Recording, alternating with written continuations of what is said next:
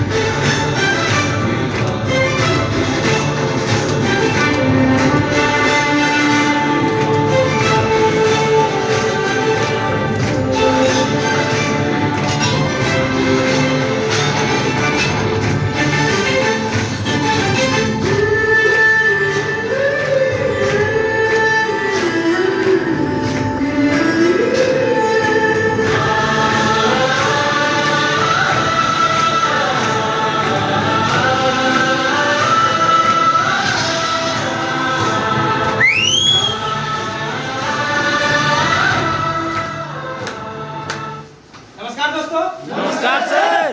तो यही हमारे महान गुरु है और बीच वाले हमारे मैडम हैं। ये लोग बताएंगे अपने परिचय और वीडियो से पहले क्या वीडियो में कैसा है और अभी तक इनका क्या टीम है और क्या इंस्ट्रूमेंट है। तो आपको 3 मिनट का समय है। सबसे पहले नमस्कार दोस्तों। नमस्कार सर। नमस्कार वारियर्स। नमस्कार सर। मेरा नाम रवि मुंडा, ग्राम कर्मापाटा, कोसीबा, थाना रांची, जिला रांची का मैं रहने वाला हूँ। और इस सेमिनार में आप लोगों का हार्दिक स्वागत, हार्दिक अभिनंदन। एक बार झारखंडी जोहार करता हूँ। एक बार अपनी जिंदगी बदलने के लिए जोरदार ताली। तो इस काम को करने से पहले मैं पढ़ाई लिखाई करता था। मेरा पढ़ाई लिखाई ग्रेजुएशन है और साथ ही साथ में JNM का भी कोर्स किए। और ये बिजनेस हमको मेरे भैया के माध्यम से मिला। मेरे भैया पहले से करते थे तो हम इसको मतलब उतना वैल्यू नहीं देते थे कि इस काम में ऐसा होता है कि नहीं होता है। लेकिन हम जब पढ़ाई कर रहे थे तो अपना एटीट्यूड में रहते थे कि हम अगर पढ़ाई लिखाई कर रहे हैं तो नर्सिंग का जॉब करेंगे, आने वाला वक्त में मेरा ऐसा होगा वैसा होगा, हम सोच रहे थे। लेकिन हम लोग को जागरूक होने की ज़रूरत है, क्योंकि जितने भी लोग अभी पढ़ाई लिखाई कर रहे हैं, युवा वर्ग के लोग हैं, पढ़ाई लिखाई तो कर रहे हैं लेकिन कैलकुलेशन नहीं कर पा रहे हैं। क्योंकि वहाँ पर देखते हैं कि पढ़ाई तो हर एक इंसान कर रहा है, हर एक अपने बाल बच्चों को पढ़ाई लिखाई करवा रहे हैं, लेकिन हर एक इंसान का जॉब नहीं लग पा रहा। क्योंकि पूरे भारत की अगर बात की जाए तो 1074 यूनिवर्सिटी है पूरे भारत में। सोचिए झारखंड में तो आपका इधर बड़े बड़े तो 5 ही हैं, लेकिन सोच के देखिए एक यूनिवर्सिटी में 12-13 कॉलेज आता है। अब उसमें से कितना स्टूडेंट रहते होंगे और हम लोग को कम से कम सीट रहता है, उसमें हम लोग को वैकेंसी की तैयारी करना रहता है। हम जब पढ़ाई कर रहे थे JNM का तो वहाँ पर देखे लोगों को, जब हम पढ़ाई किए वहाँ पर 3 साल का डिप्लोमा कोर्स हुआ, उसमें पढ़ाई लिखाई करने के दौरान मेरा खर्च तो लगा ही लगा। लेकिन उसके बाद हम अगर वैकेंसी के लिए कहीं प्राइवेट हॉस्पिटल में जाते हैं तो ज़्यादा से ज़्यादा कितना मिलता है? 10,000 12,000। तो हम सोचे कि अगर 10-12 हज़ार रुपया अगर कैलकुलेशन करते हैं, कैलकुलेशन कर लीजिएगा कि अगर मेरा उम्र 25 साल है तो आने वाला वक्त में मेरा, क्योंकि कोई भी ड्यूटी करता है, कोई भी नौकरी करता है तो 30 साल 35 साल 40 साल इतना ही करता है। Yes sir. तो सोच के देखिए, कैलकुलेशन कीजिएगा ना। तो अगर मान लेते कि हम नर्सिंग कर रहे थे तो 12,000 मिल रहा था। तो सोचिए अगर 3 साल कोई भी हॉस्पिटल में काम करेंगे तो वहाँ पर एक्सपीरियंस सर्टिफिकेट मिलेगा। फिर उसके जाके फिर हम आगे बढ़ते हैं तो फिर हम वैकेंसी को अप्लाई करेंगे, ठीक है, सरकारी भी करेंगे। तो उसके आगे जाते जाएंगे तो हमको ज़्यादा से ज़्यादा कितना मिलेगा? क्योंकि हम जब रिम्स जाते थे ट्रेनिंग के लिए तो वहाँ पर सीनियर जो रहते थे सिस्टर लोग, उनसे हम पूछते थे कि आप लोग का सैलरी कितना मिलता है, तो वो लोग बताते थे 70,000 80,000 बताते थे। तो कहीं ना कहीं वो लोग का उम्र भी तो हो चुका था, हम देख रहे थे वो लोगों को। तो कहीं ना कहीं उस उम्र तक हम अगर जाते हैं तो हमको कितना से कितना मिलेगा? 80,000 90,000 इतना ही तक तो मिलेगा। Yes sir. लेकिन यहाँ पर लोगों को एक अच्छा अवसर है कि यहाँ पर आके लोग, यहाँ पर तो अनपढ़ से अनपढ़ व्यक्ति भी इस काम को अभी कर रहे हैं, पढ़े लिखे तो कर ही रहे हैं, लेकिन अनपढ़ से अनपढ़ व्यक्ति भी इस काम को करेंगे और आगे बढ़ेंगे। तो इसलिए हमको अच्छा लगा, लोगों को पढ़ाने का प्रयास किए हम। तो जागरूक होने की जरूरत है, क्योंकि हम लोग पढ़ाई लिखाई इतना कर ले रहे हैं ना, लेकिन नौकरी नहीं मिलने वाला है। ठीक है, तो बस आप लोग को जागरूक होना है और अपने जो भी आप कर रहे हैं उसको भी और जो पार्ट टाइम के तौर पे आपको करना है। और यहाँ ज़्यादा नहीं, 3, 4 साल 5 साल अगर आप सीनियर से मिल के काम करते हैं तो आगे बढ़ सकते हैं। तो बस इन्हीं चंद शब्दों के साथ अपने बातों को विराम बताऊँ तो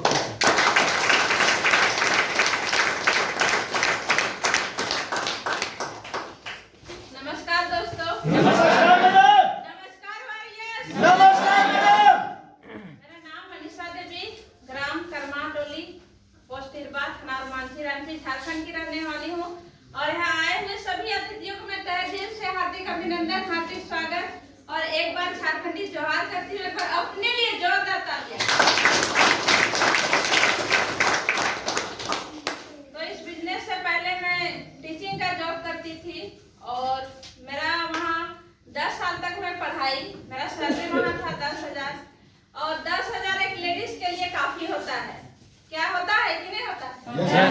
तो मैं बहुत खुश थी क्योंकि ऐसा लग रहा था कि मैं हाउसवाइफ के साथ अगर 10,000 कमाती हूँ तो बहुत ज्यादा है, इस तरह से हमको लगता था। और घर के सामने ही मुझे, आप यहाँ KGP के जानते होंगे, वहाँ मैं पढ़ाती थी और वहाँ मैं पढ़ाने के साथ साथ खुद भी सीख भी रही थी। बहुत अच्छा लग रहा था। लेकिन जब इस बिजनेस को मुझे मिला, मेरी भगिन पुतौह है और एक देवरानी है, उनके माध्यम से, और जब शुरू में मेरा घर आई थी वो दोनों, तो मैं खुश हो गई कि चलो आज मेरा घर आ रही है मेहमान, है ना। लेकिन जैसे ही मैं हमारे महान गुरु छोटू सर को देखी इस तरह का ड्रेसअप में, तो मुझे लगा कि ये ठकुआ लोग आ रहे हैं। और मतलब इतना गुस्सा अंदर अंदर लगने लगा कि मैं सोचने लगी कि वो लड़का स्मार्ट होंगे, जैसा हैंडसम लग रहे हैं उस तरह का अंदर से भी स्मार्ट होगा वो लड़का। लेकिन चाहे कितना भी समझा ले, लेकिन अभी दिमाग चाटेगा, हमको पता है, लेकिन हम लोग बिजनेस करने वाले नहीं है। इस तरह से सोच रही थी और मैं सोची कि हस्बैंड तो खुद चलाक है, तो ऐसे ही लोग को भगा देंगे, इस तरह से सोच रही थी। लेकिन ये हुआ कि मैं अपना माइंड को पहले से ब्लॉक कर चुकी थी। मैं सोच ही नहीं थी कि लोग का बिजनेस प्लान को देखूंगी। और ऐसे ही करके मैं कभी चाय नाश्ता बनाने लगी, देने लगी, अंदर बाहर होने लगी और बोल रहे थे कि एक बार देख लीजिए, लेकिन फिर भी मैं बैठ नहीं रही थी। इसलिए मैं प्लान को बिल्कुल भी नहीं समझी।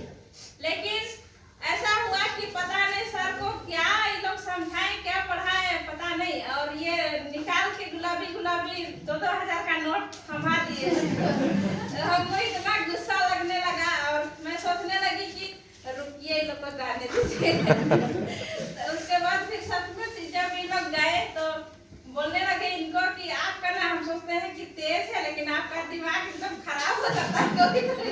और क्योंकि हम लोग का आप सुने होंगे साई प्रसाद ये तरह का कंपनी, उसमें हम लोग 4.5 लाख ऐसा पैसा डुबा चुके थे। इसलिए कभी भी कोई भी बोलता था कि ये जो जोड़ने वाला काम आएगा ना, एकदम बकवास रहता है, कभी भी कोई मत थकाना, इस तरह से सुने थे। कभी खुद से नहीं देखे थे तो इस तरह से सुने थे। इसीलिए ये काम सबसे हमको बहुत चिढ़ था। लेकिन एक दिन इस तरह का सेमिनार आई और सेमिनार में देखी कि हमारी जो देवरानी थी और भगिन पुतौह थी, वो लोग गांव में छोटा मोटा बैठक होता था तो उसमें वो लोग अच्छा से बोल नहीं पाती थी, बहुत ज्यादा डरती थी। लेकिन यहाँ पर बिजनेस प्लान को बताना कॉन्फिडेंस के साथ, क्या लगता है ये आम बात है?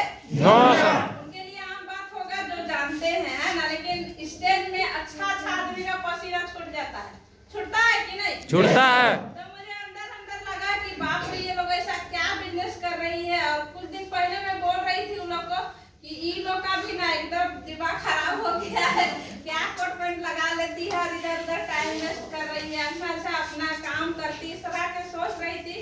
लेकिन जब मैं उस दिन गई और उन लोगों को कॉन्फिडेंस के साथ यहाँ बताते हुए देखी तो मुझे लगा कि बिजनेस कैसा है ये नहीं पता, लेकिन हम ये सोच रहे थे कि बिजनेस में कुछ खास बात होगा जिसमें वो लोग इतना उसके अंदर कॉन्फिडेंस आ गया, इस तरह से लगा। और उसके बाद एक बहुत बड़ा प्रोग्राम गई, वहाँ पर देखी कि वहाँ पे हजारों का भीड़ था और वही दोनों मैडम का ऐसा स्वागत हो रहा था।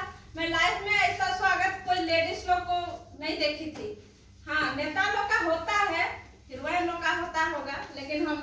हम लोगों का नहीं होता है। होता है क्या? नहीं होता है। लेकिन वो लोग को देखी तो मुझे अंदर अंदर लगा कि एक वही बिजनेस होगा जिसमें लेडीज लोगों का मान सम्मान मिलेगा और लेडीज लोग अपना पहचान बना सकती है, इस तरह से मुझे लगा। और मुझे लगा कि मैं टीचिंग का जॉब करती हूँ, लेकिन आज इतना दिन तक मान सम्मान मिला लेकिन इतना नहीं मिला है, इस तरह से लगा। और मैं बिजनेस को ज्वाइन की और आज स्कूल को मैं छोड़ दी, साथ में डीएलएड का पढ़ाई भी कर रही थी और छोड़ दी। उसके बाद जब मैं छोड़ रही थी तो बहुत कोई बोल रहे थे कि ये मतलब एकदम इसका भी दिमाग खराब हो गया है, क्योंकि इतना अच्छा काम कर रही थी, बच्चा को पढ़ा रही थी, समाज सेवा कर रही थी, लेकिन आज इतना अच्छा स्कूल को छोड़ रही है, इस तरह से बोल रहे थे। लेकिन बताते हुए खुशी होती है कि जब मैं वहाँ पढ़ा रही थी, आज बच्चे छोटे छोटे बच्चे आज बड़े हो गए हैं, मुँह ऐंठ के चले जाते हैं और कोई बच्चा रिस्पेक्ट करते हैं, कोई नहीं करते हैं, कोई पहचानने से भी इनकार कर देते हैं। लेकिन यहाँ पर आज बासमती मैडम बार बार मेरा नाम ले रही थी और बताते हुए खुशी होती है कि वो बच्चा लोग को पढ़ा रहे थे, पता नहीं लाइफ में कुछ करता कि नहीं करता पता नहीं, लेकिन यहाँ पर अगर हम पढ़ाएंगे तो ऐसा पढ़ाई है यहाँ कि अगर हम 50 लाख कमाते हैं तो मेरा बच्चा भी 50 लाख कमाएगा। अगर हम आगे बढ़ते हैं तो मेरा बच्चा श्योर आगे बढ़ेगा, यहाँ का बच्चा ये 100% श्योर है। हाँ, लेकिन वो छोड़ेगा नहीं। तब आज देखिए हमसे ज्यादा मेरे से नीचे जो अनपढ़ लोग है, कर्मी मैडम है, बासमती मैडम है, ये लोग बिल्कुल पढ़ी लिखी नहीं है, लेकिन आज ये लोग लैपटॉप में प्लान देती है। सोचिए कि इंग्लिश से बोलती है, purchase any package to start this business. गजब लगता है यार सुन के, क्या ताजुब होता है कि नहीं होता? होता है। तो इस तरह का बिजनेस है। और यहाँ सबसे खास बात है कि यहाँ पर सोचिए कि जिनका हस्बैंड नहीं है, जिनका गार्जियन नहीं है, लेकिन फिर भी यहाँ से पैसा देता है, यहाँ पे काम करने से उन बच्चों को सपोर्ट मिलता है जिनका गार्जियन नहीं होते हैं। लेकिन अब अदर सेक्टर में देखिएगा, जिनका हस्बैंड नहीं होते हैं, जिनका माँ बाप या चले जाते हैं, उनको किस तरह से उनको झेलना पड़ता है कि नहीं? Yes ma'am. बबीता मैडम को हम लोग अपना आँख से देख रहे हैं, उनका हस्बैंड नहीं है लेकिन फिर भी लग्जरी लाइफ जी रही है। हालांकि उनका हस्बैंड वापस तो नहीं आ सकते हैं, लेकिन फिर भी अगर इस बिजनेस में नहीं होते उनका हस्बैंड तो किस तरह का जिंदगी जीती? किसी का अगर सपोर्ट भी लेती तो उनको सबका ही नजर से देखते कि नहीं देखते? लेकिन यहाँ पर एक ऐसा बिजनेस है कि आप भाई के साथ कर सकते हैं, अपना माँ के साथ कर सकते हैं, अपना बाप के साथ कर सकते हैं, मिल के कर सकते हैं। ऐसा में कोई सब कर सकते हैं क्या? कोई मुसीबत आ सकता है? सकता है। आज हम लोग हस्बैंड वाइफ मिल के करते हैं, ये कर्मी मैडम लोग करते हैं, महेंद्र लोग सब, फिर उसके बाद महावीर सर लोग सब यहाँ जोड़ी बना के हस्बैंड वाइफ करते हैं और बहुत के तो माँ बेटा भी करते हैं, तो बहुत अच्छा लगता है।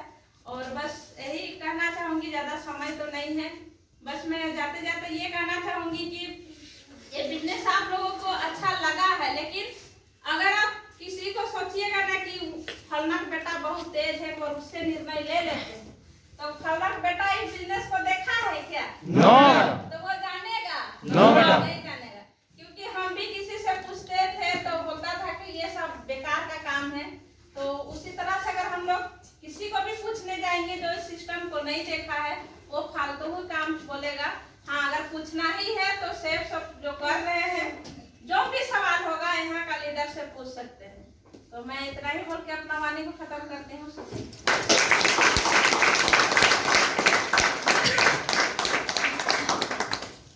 नमस्कार दोस्तों। नमस्कार सर।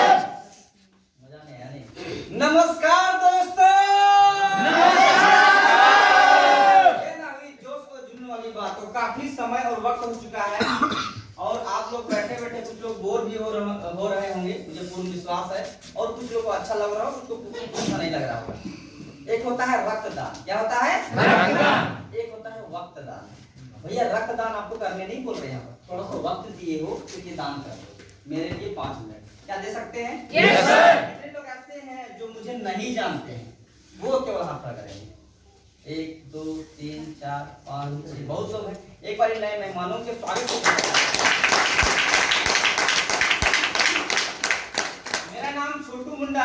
ग्राम चटकपुर, पोस्ट कमरे, थाना रामपुर, जिला रांची का रहने वाला हूँ और सेफ शॉप बिजनेस को करने से पहले देवकमल हॉस्पिटल में दवा दुकान में फार्मासिस्ट के पद पर नौकरी करता था और 2008 से लेकर 2018 तक मैंने वहां पर नौकरी की।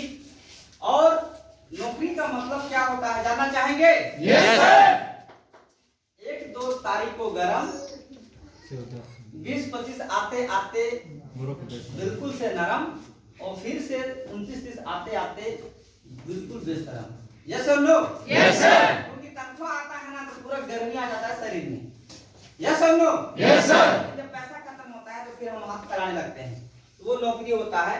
और इसको पंडित जवाहरलाल नेहरू जब देश आजाद हुआ और यहाँ के जितने भी अंग्रेज के गुलाम थे, अंग्रेज के अंडर में काम करते थे, उनके जितने नौकर थे, तो 1947 में जब आजाद हुआ और जब ESI निर्माण हुआ तो पंडित जवाहरलाल नेहरू जो प्रधानमंत्री थे और डॉक्टर राजेंद्र प्रसाद जो राष्ट्रपति थे, उन्होंने कहा कि अपने लोगों को नौकर करना अच्छी बात नहीं है।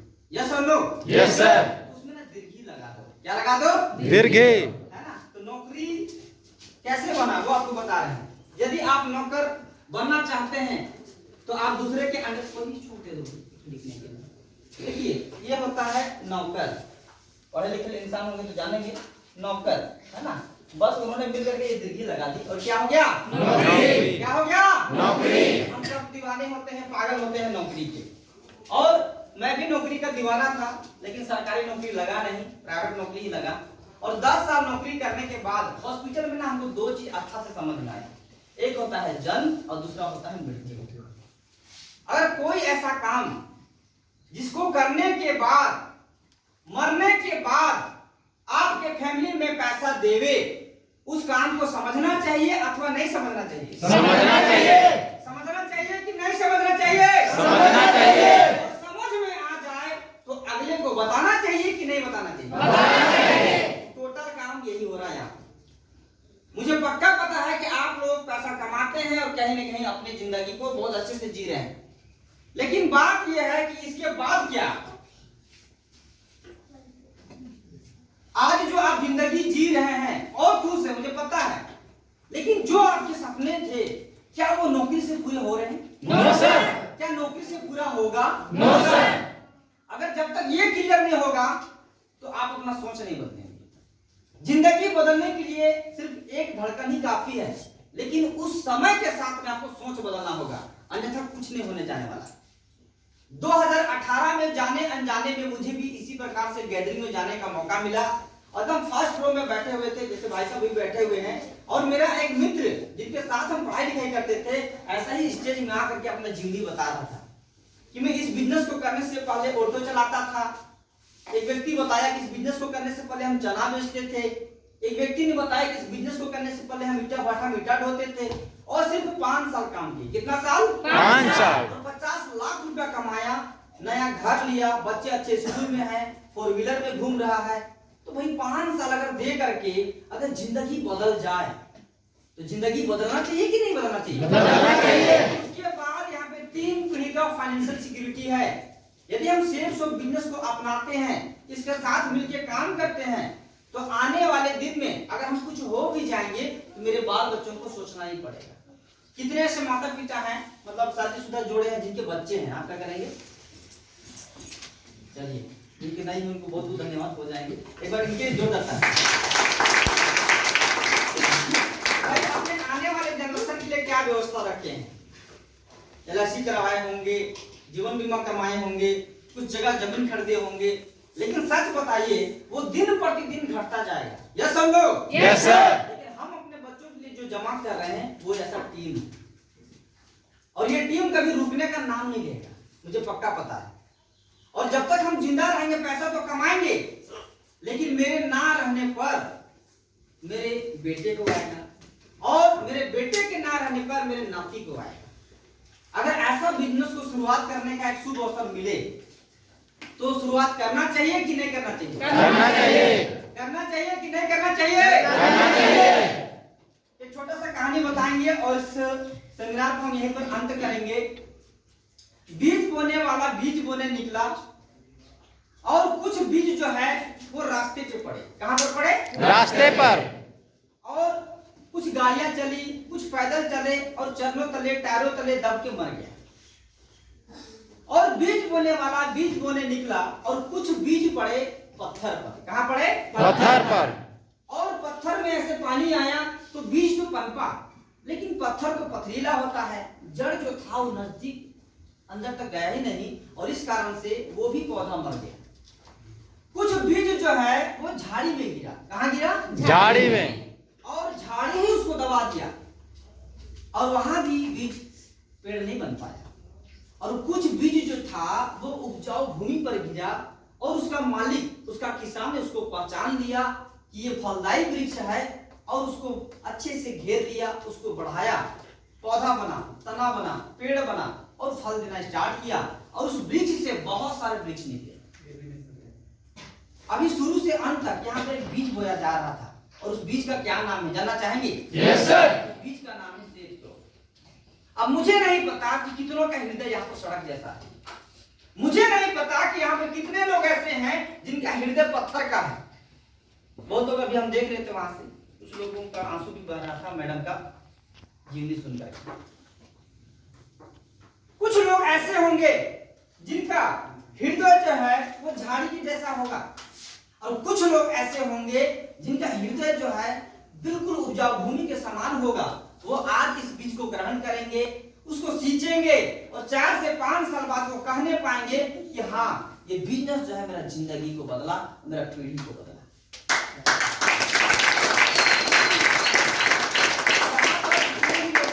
चाहे जो भी बोल करके, झूठ बोल करके, ठग के या कुछ भी बोल के यहाँ पर लाए हैं, आज ना अच्छा से समझ के जाइए। क्योंकि एक बार एक बाबा थे और बाबा इतना धर्मी था कि डायरेक्ट उसको ईश्वर से बातचीत होता था, और गांव वाले उसको बहुत मानते थे। कुछ भी काम करना होता था तो सीधे बाबा के पास जाते थे, पूछते थे बाबा इसको करें कि ना करें, क्योंकि डायरेक्ट तो ईश्वर से बातचीत होता था। और एक बार उस नगर में, उस गांव में जोरदार बारिश हुआ, और बारिश की वजह से पूरा शहर, पूरा गांव तबाह होने का संकेत मिला। वहां का जो शासन था, प्रशासन था, उन्होंने कहा कि यहाँ से पलायन कीजिए, इस स्थान को छोड़ दीजिए। ट्रक आया, बस आया, ट्रैक्टर आया, सब लोग उसमें सामान रखे और अपने घर को छोड़ के भागने लगे। लेकिन वो जो बाबा थे ना, बहुत विश्वासी व्यक्ति थे। वो बोले कि हम इस स्थान को छोड़कर नहीं जाएंगे, आप लोग जाइए, जब डायरेक्ट मुझे भगवान लेने आएंगे तब जाएंगे। तो सारे बस वाले, ट्रैक्टर वाले चले गए।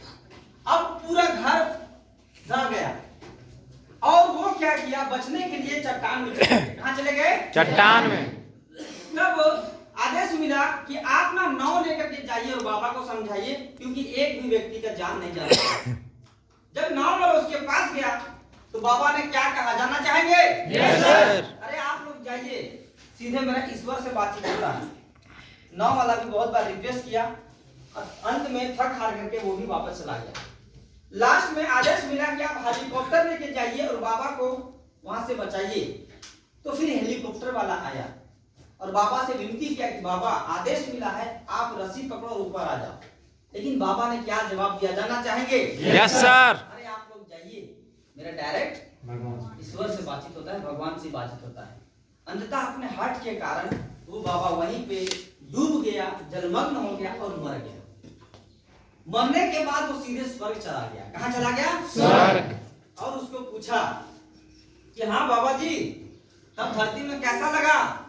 तो वो भगवान से ना बाकी चीज नहीं कहता है, पूरा गुस्सा आ गया, दम मुंह को पूरा फुला लिया और बोल रहा है कि हम आपसे बात नहीं करेंगे।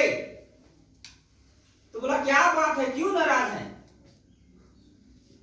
तो ईश्वर ने, भगवान ने क्या बोला जानना चाहेंगे? Yes sir. जिस दिन हम मर रहे थे और आपको बुला रहे थे, उस दिन कहां थे? तो भगवान ने क्या बोला जानना चाहेंगे? Yes sir. मूर्ख, मैंने 3 बार तुम्हारे पास गया और तुम्हें कहा कि चलो मेरे साथ, चलो मेरे साथ, चलो मेरे साथ, लेकिन आपने ही मना कर दिया। सबसे पहले हम बस लेकर गए और बोले बाबा चलिए बैठिए, अब निकलिए यहाँ से, तो आपने मुझे मना कर दिया। सेकंड बार मैं नाव लेकर के आया और आपको बोला कि बाबा मेरे नाव पे बैठिए चले, तब भी मना कर दिए। और इतना में भी मेरा दिल नहीं भरा तो मैं लास्ट में हवाई जहाज भी लेके आया, हेलीकॉप्टर लेके आया, रस्सी आपको दिया, अब बोले कि बाबा पकड़िए, लेकिन आपने मुझे मना कर दिया। ईश्वर ने कई मौका आपको दिया, यस और नो? Yes sir. बचपन में तो पढ़ने लिखने के दिया, वो तो हो नहीं पाया। नौकरी के लिए ट्राई की, उसमें भी हो नहीं पाया। ये आपका तीसरा पड़ाव है। अगर सच में जिंदगी बदलना चाहते हैं तो इसमें 1 साल, 2 साल, 3 साल, 4 साल, कितना साल? 4 साल। 4 साल संघर्ष करेंगे ना तो आपका जिंदगी स्वयं बदल जाएगा।